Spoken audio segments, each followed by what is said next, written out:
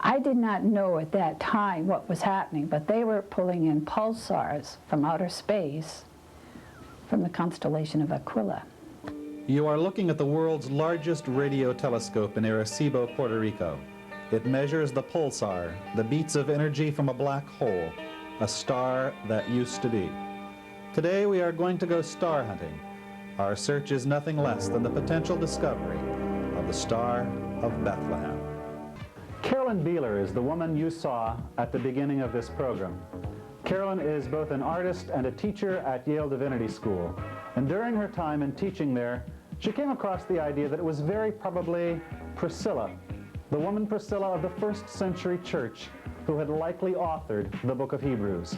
That idea took her to the catacomb of Priscilla in Rome, and while she was there, she made a most amazing discovery, a star chart in the tomb of Priscilla that will very likely lead us to the discovery of the Star of Bethlehem. Beneath the terraced gardens and ancient ruins are the still more ancient, mysterious, and holy catacombs, the burial tombs of the first Christians. This archway is leading us to the 2,000-year-old tomb of Priscilla. We are going underground, where for centuries Christians took refuge. Above was pagan Rome, monumental and majestic. A second Rome is gradually coming into existence, a Christian Rome, poor, humble, and mystical. And down we go, down into the Priscilla catacombs, stepping back into 2,000 years ago. With absolutely no idea she would discover an ancient star chart, Beehler was invited to Rome by well-known theologian Henry Nouwen, whom she had met on the Yale faculty. When there was a letter from Henry Nouwen saying, come to Rome, I made immediate arrangements. As Carolyn journeyed into the catacombs, Priscilla, a first-century Christian Jew, a woman of considerable position and influence, met her. Priscilla, in priest's robe, adorned with a rabbi's stole, beckoned her to the world's oldest painting of the Madonna. This is the most important painting that has been in the Priscilla catacomb for 2,000 years. Historical books say that this is the oldest Madonna in the world. As if the Madonna were pointing the way, Beehler photographed other paintings in the catacomb. It would be a double painting, unexplainable, that would be the doorway to her discovery. One of the pictures I had bothered me because it was a double painting. Now, being an artist, I realized there was no need to have a double painting in the Priscilla catacomb because there's room and space for many paintings. Why would there be a double painting on a ceiling down in her catacomb? And I looked at it and I thought, maybe you better understand what the picture is. This painting was on a ceiling with about 9 lecoles underneath, which are niches where bodies had been placed under this painting. And if you look at the painting one way, you see a Madonna and child, and a man pointing over her head to a star like this. And history books say that this is the oldest Madonna in the world because we are in the oldest catacomb, Christian catacomb in Rome, which was housing also the first church in Rome, which Paul speaks about, is down in the Priscilla catacomb. Coming in the other way in the same painting is a shepherd with a sheep, crudely done, and sheep beside him. A painting that we're familiar with today, the shepherd, you know, the sheep across his shoulder. And that was falling apart. And then on each side of this shepherd is an apple tree coming up, and an apple tree this way, with apples on it, or fruit. And these apples were coming into the painting of the Madonna, of which the man next to her was pointing over her head.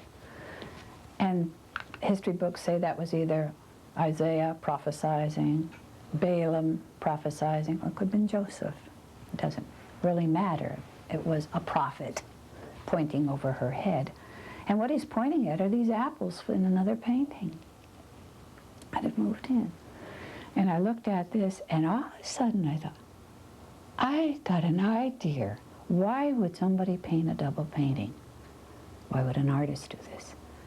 And by this time I know and have studied all I could about Priscilla and her descendants. I know she was married to Aquila, and they also had a grandson named Aquila, who was an astronomer. He was named after his grandfather, Priscilla's husband. He was an astronomer and also a translator of the Old Testament, which was very exciting for me. An astronomer, okay. I ran up to the Whitneyville Library, got H.A. Ray's book on astronomy, brought it home, aimed right for the constellation of Aquila, turned the pages, you know, out of a hunch. And I looked at the constellation of Aquila, and I looked at my slide of the apple trees that are over the Madonna's head. And each apple in the tree over the Madonna's head was matching the constellation of Aquila in our astronomy book of today. You know, and I showed it to my husband. I said, look at this, how similar it is. And he said, oh, that's a coincidence. It just looks that way. He said, why don't you do an overlay? Okay, I will. I went up to my studio and did an overlay. And exactly. So not only had an artist painted this down in the Priscilla catacomb, but it had to be an astronomer who had to paint this constellation down in a catacomb that was matching the sky, and not being able to look at the sky, but having to have the right coordinates of right ascensions and declinations, except in the catacomb painting, there was one extra star in the constellation of Aquila that is not in our constellation of Aquila today. But let's just review what Beehler has told us up to this point. She goes to the catacomb of Priscilla and discovers there a painting that is an overlay, a double painting. And by her knowledge of Priscilla and Priscilla's family, it occurs to her that a member of Priscilla's family was the astronomer Aquila. She compares the drawing of the apples to the star chart of Aquila and finds out that they match perfectly except for this one star. Now, what of this one star? One of the amazing and many amazing coincidences in this story is that Beehler, before she went to the catacombs in Rome, had an opportunity, just by chance, to visit the world's largest radio telescope in Arecibo, Puerto Rico.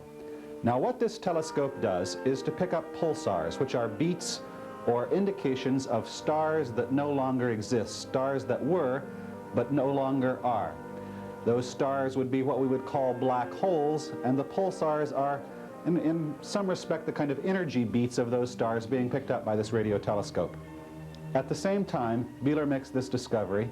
She finds out that not only are these pulsars from Aquila, from a collapsed star in the constellation of Aquila, being picked up in Arecibo, Puerto Rico, but they're also being picked up by astrophysicist Joseph Taylor at MIT. What they call it today is a black hole, and I don't know if you're familiar with black holes in space, which are collapsed stars. And so there now is a black hole, but it's collapsed, but it is still sending energy to Earth. It was exciting. I mean, here I am down in a catacomb finding the constellation of Aquila itself, and with an extra star in it, and that was 2,000 years ago that this was painted. It goes on from there, by the way. It doesn't end at that point. I didn't know what to do with what I had. I'm not an astronomer, nor a theologian, or an archaeologist.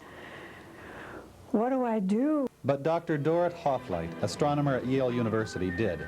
She met with Mrs. Beehler and gave her the next step on the journey, a Russian book of Chinese star charts.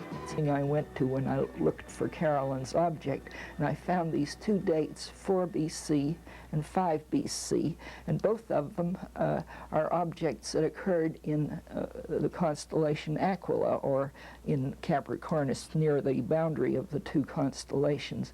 Well, those both originate from Chinese records, and the one for 4 BC also occurs in Korean records, but the Korean records are under suspicion as either the date is wrong or something is more uncertain about those than about the Chinese records. The 5 BC object is south of Aquila, some 20 or 30 degrees, if I remember correctly, and that fits the picture that we have very, very well indeed, so that we know that something was seen in 5 BC that matches the position of the catacomb charts. Now, what is the object that was seen? There are 3 possibilities.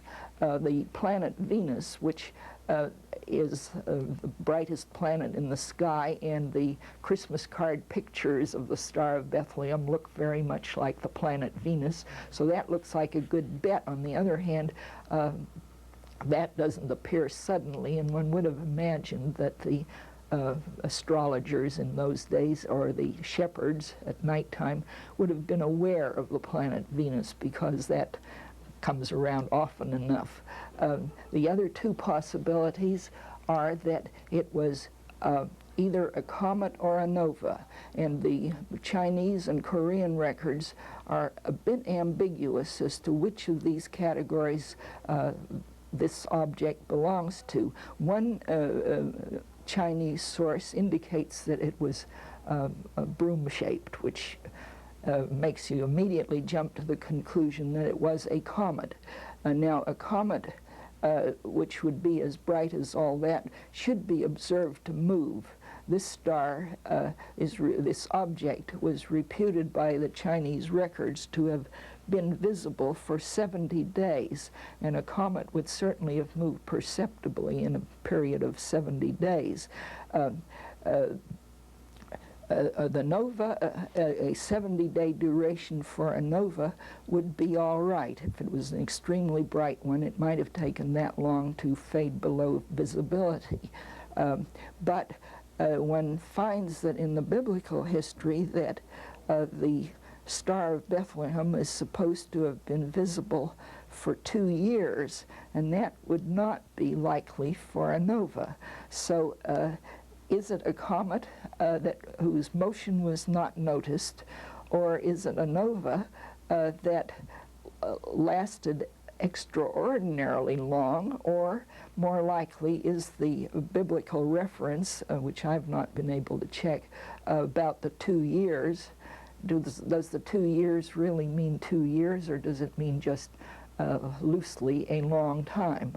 So the chances are that it is a nova rather than a comet. The description of the thing as looking like a comet could still hold for a bright star if this object was seen close to the horizon on a hazy day, a hazy morning, pre-dawn, so that atmospheric refraction might have stretched out the object so that it didn't look like a star that would have been observed up high in the zenith where the sky was clear. And I went through this book, and it had coordinates, and that's all I was aiming for. And it said that there was, they called it they thought it was Venus. Their suggestion at the end as these go along. It lasted for 76 days, which pleased me because that would take that long for wise men, if you wanted to, anyone that wanted to follow this phenomena that was happening, they would have time to go to the source where it is. In 5 BC, and this was so exciting because up to this point, Kepler had been the one that has said that Christ was probably born in 7 BC. This is when a phenomena happened in 7 BC. And sure enough, this Chinese sky chart proves that there was a phenomena in the sky happening in 7 BC. But we have Herod, who had all 2-year-old boys slain, so the Bible says, because one was going to be the Christ child, you see. But he didn't know which one. Why did he take 2 years to kill all 2-year-old children down unto birth? It was because of the two phenomena that happened in the sky, the one in 7 BC and the one in 5 BC. So he didn't want to take any chances. We have now proof that if we go by this oldest catacomb in Rome, that here is the sky as it appeared in March 25th for 76 days, a phenomena happening. And today we would call it a supernova, because novas wouldn't last that long, but a supernova, in other words, a flare-up of energy.